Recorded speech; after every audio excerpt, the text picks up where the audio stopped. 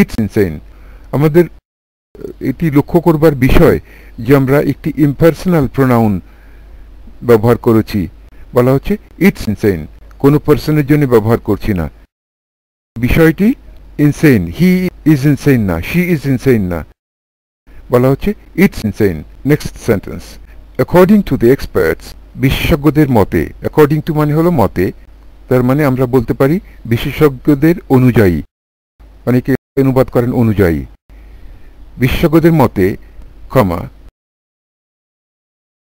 the north side of the castle seems to be about 100 years older than the rest.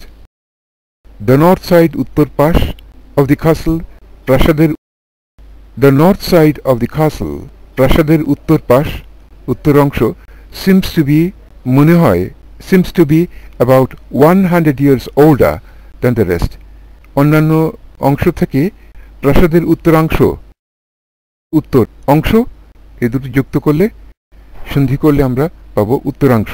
প্রাসাদের উত্তরাংশ অন্যান্য অংশ থেকে প্রায় 100 বছরের পুরনো।